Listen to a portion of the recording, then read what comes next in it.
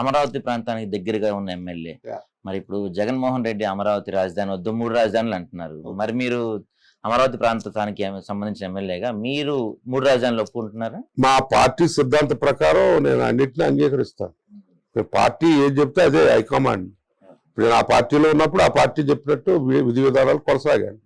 నేను once convert అయ్యి నేను దానికి బద్దుడేగా వచ్చింది.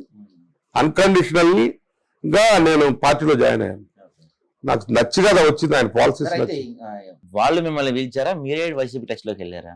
ఏదండి ఏం లేదు, వాళ్ళు నన్ను కేసీఆర్ నాని గారితో లేదు కేసీఆర్ నాని గారిది వేరే ఎపిసోడ్ అండి, నాది ఒక ఎపిసోడ్. నాకు ఫ్రెండ్ సర్కిల్ ఉస్మాన్ యూనివర్సిటీలో నేను చదివినప్పటి నుంచి ఆర్ కృష్ణ లాంటి ఫ్రెండ్స్ మేము కలిసి ఉద్యమాలు నడిపేవాళ్ళం. యూనియన్ లీడర్ కూడా ఉన్నారు ఉస్మాన్ యూనివర్సిటీలో. డిగ్రీ కాలేజీలోనే నేను 2 సార్లు కాలేజీ సెక్రటరీ చేశాను. Progressive democratic students union PDSU. అది రాజకీయ పునాది. అంటే అది ML పార్టీకి అనుబంధంగా ఉంది. CPI-ML నేనంటే దానిలో ML పార్టీలో 2 గ్రూపులు విడిపోయింది. చంద్రపుల్లారెడ్డి, పైలా వాసుదేవరావు అని. ఆ 2 గ్రూపులు విడిపోయినప్పుడు నేను ఆలోచన పడ్డా, ఏంటిది ఇట్లా దీనివల్ల ఏం సాధిస్తాం మనం. అప్పుడు నాకు కూడా ఈ కమ్యూనిజం మీద ఏంటంటే సోషల్ జస్టిస్ యాంగిల్లో ఆలోచించట్లేదు. ఎప్పుడు వర్గ పోరాటం అంటున్నారు. తిరువురులో కూడా ఒకసారి CPI గెలిచినట్టుంది కదండి. గెలిచింది కదా, ఉమ్మడి పేట రామారావు గారని వాళ్ళ తండ్రి మీదనే పోటీ చేసి గెలిచాడు CPI. ఫస్ట్ ఎమ్మెల్యే ఇక్కడ కమ్యూనిస్ట్ పార్టీ. సార్ మీరు పోటీ చేసిన ఫస్ట్ ఎన్నికల్లోనే ఒక డిప్యూటీ సీఎం నడిచారు. అలాంటి మీకు మళ్ళీ గెలుపుకి చాలా గ్యాప్ వచ్చేసింది. రెండోసారి కూడా ఆయన మీద గెలిచాను నేను. కానీ తర్వాత జరిగిన పరిణామాల్లో పాదయాత్ర దీనిలో రాజశేఖర రెడ్డి గారి వేవ్లో అందరం ఓడిపోయాం, నేను కూడా ఓడిపోయాను. ఆ తర్వాత నేను ఓడిపోయింది కాదు, ఓడిచ్చిందే 265 ఓట్లతో ఓడిపోయాను. అది కావాలని కొంతమంది కుట్రదారులు కావాలని ఇంటెన్షియల్లీ దే డిడ్. అది బాధించింది నాకు. అయినా కానీ ఇది రిజర్వ్ కాన్స్టిట్యున్సీ, ఎవరు ఎమ్మెల్యే ఆశించేవాళ్ళు లేరు అని సర్దుకొని మళ్ళీ పనిచేశాను. మళ్ళీ ఓడిచ్చారు. ఇక అప్పటి నుంచి ఆలోచన మారిపోయింది. నెక్స్ట్ సీటే ఇవ్వలేదు. ఇక అయితే వైసీపీ నుంచి ఎవరి టచ్ లోకి వచ్చారు సార్ మీకు?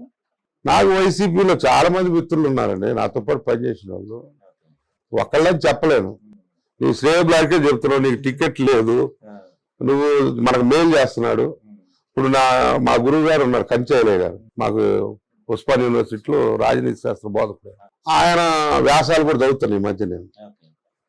ఆయన అసలు మనం చదువుకున్న వాళ్ళు ఎవరైతే సోషల్ థాట్ కలిగినటువంటి వాళ్ళు ఈ సాంఘిక అసమానతలు పోవాలంటే ఈ ఎడ్యుకేషన్ సిస్టంలో జగన్మోహన్ రెడ్డి గారు చేస్తున్నటువంటి విధి విధానాలు ఆయన పోగొట్టుకుంటే మనం తప్పు చేసిన వారం అవుతామని చెప్పి ఒక వ్యాసం రాశారు.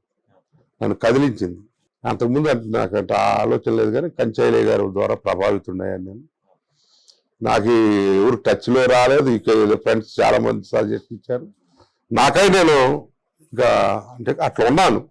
అయితే నేను కొత్తగా వెళ్తే నాకు టికెట్ ఇస్తారా, ఇవ్వరా, లేకుంటే పోటీ చేయరు, ఎట్లా అంటే అన్కండిషనల్లీ సపోర్ట్ చేయాలనుకున్నాను. ఆ నిర్ణయం జరిగేది, కానీ ఈ లోపల మా పరిణామాలు మారిపోయింది. అయితే మీ ఎంపీ క్యాండిడేట్ ఇక్కడ ఎంపీ క్యాండిడేట్ కేసీఆర్ నాని గారు, ఆయనతో మీ అనుబంధం ఎలా ఉందండి? 30 ఏళ్ళ నుంచి మేము ఫ్రెండ్స్ అండి. ఇద్దరు 30 ఏళ్ళ నుంచి టీడీపీలో ఉన్నారు. ఇప్పుడు ఇద్దరు లేదు, ఆయన టీడీపీలో లేదండి.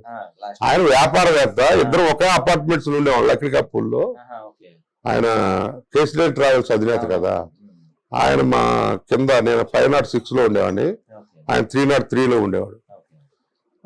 ఇద్దరు లోకల్ ఎమ్మెల్యేని కదా, విజయవాడ ప్రాంతానికి చెందినవాడిని. అభిమానంగా ఆయన కలిసి భోంచేసేవాళ్ళం, సరదాగా మాట్లాడుకునేవాళ్ళం. చాలాసార్లు మేము కాగిత వెంకటరావు గారు, నేను, తర్వాత పుష్పరాజు గారు, JR పుష్పరాజు, మా అందరితో కేసీఆర్ నాని గారికి ఏంటంటే అప్పుడప్పుడు గెట్ టుగెదర్ పెడతాడు, విందు భోజనం. ఆయన హోస్ట్ అనమాట, మంచి హోస్ట్ ఆయన. అట్లా మా అందరితో చాలా సాన్నిహిత్యంగా ఉండేవాడు. ఆ తర్వాత ఆయన రాజకీయాల్లో ప్రజారాజ్యంకి వెళ్ళాడు. ఆ ప్రజారాజ్యంలో ఉండలేక మళ్ళీ వచ్చేసాడు. ఆ తర్వాత మాకు కొద్దిగా దగ్గరగా అయ్యాడు. కానీ తర్వాత చంద్రబాబు నాయుడు గారు పిలిచి ఆయనకు బాధ్యతలు చెప్పినప్పుడు నాకు చెప్పినప్పుడు వెరీ గుడ్, గో హెడ్, మేము అంతా ఉన్నామని చెప్పాను.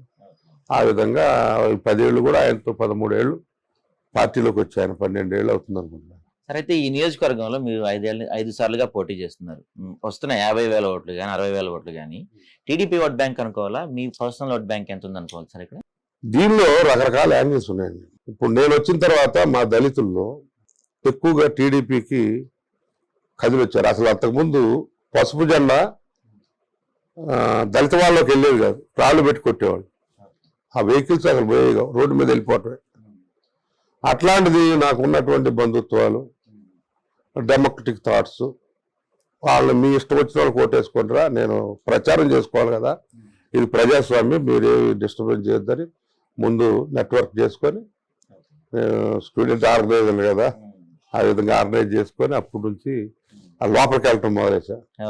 మార్పు కూడా నా ప్రసంగాల వల్ల, నేను ఎక్స్ప్లెయిన్ చేసిన దీనివల్ల, ఎన్టీ రామారావు గారు సిద్ధాంతాల వల్ల అట్లా నేను డిప్యూటీ సీఎం మీద గెలవగలిగాను. సరే, అయితే ఇప్పుడు టీడీపీకి సహజంగా ఉండే ఓట్ బ్యాంక్ కానీ, మీ టీడీపీ కార్యకర్తలు కానీ ఇప్పుడు మీరు వైసీపీకి షిఫ్ట్ అయ్యారు కదా, గ్రౌండ్ లెవెల్లో వాళ్ళు షిఫ్ట్ అయ్యే పరిస్థితులు ఎంతవరకు ఉన్నాయి? చాలా మంది నా అభిమానులు ఉన్నారు. ఇప్పుడు నాకు ఫోన్లు చేస్తున్నారు చాలా మంది, మేము మిమ్మల్ని వదులుకోలేము, మీకు సపోర్ట్ చేస్తామని చెప్తున్నారు. అది ఎంత మేరకు టర్న్ అవుద్దో రేపు రిజల్ట్ బట్టి చూసుకో. ఇప్పుడు జగన్ గారి ఆశయాలు లేకపోతే సిద్ధాంతాలు మిమ్మల్ని బాగా అట్రాక్ట్ చేసినవి ఏంటండి? ఎడ్యుకేషన్, హెల్త్, తర్వాత రైతు భరోసా, గ్రామీణ పరిపాలన. ఎన్టీ రామారావు గారు మండల వ్యవస్థ తీసుకొచ్చారు, నేను ఇంప్రెస్ అయ్యా. ప్రజల వద్దకు పాలన చేశారు, ఇంప్రెస్ అయ్యా.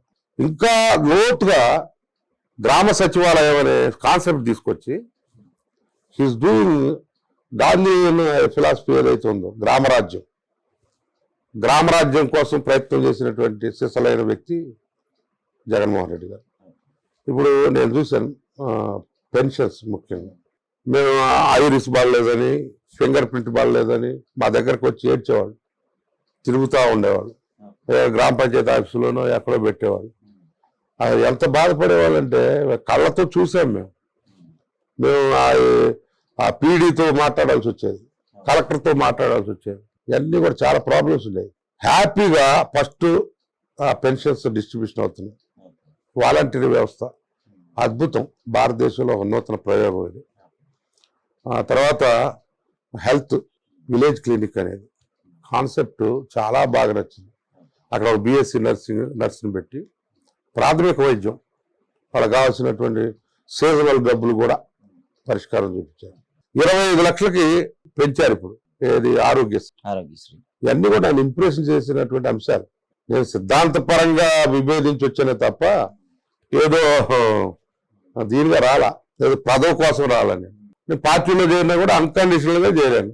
ఆ రోజు కూడా ప్రెస్ మీట్ లో అదే చెప్పాను, అందరూ చూసుకోవచ్చు పాత రికార్డ్స్.